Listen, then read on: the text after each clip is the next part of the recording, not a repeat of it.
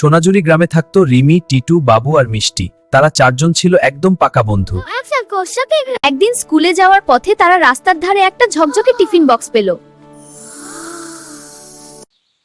খুলে দেখি ভেতরে কি আছে।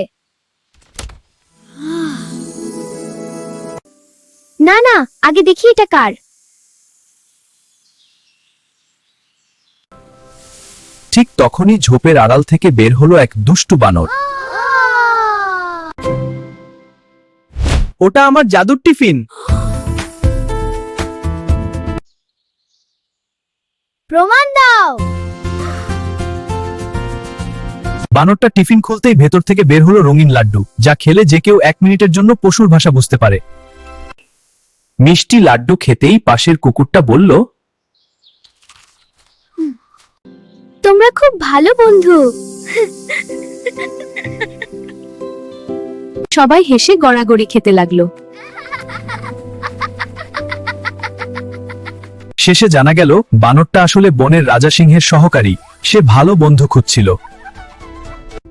এই রিমি, টিটু, বাবু, মিষ্টি, খুব মজা। স্যান্ডউইচ খাও। আর জুস। সবাইকে ধন্যবাদ।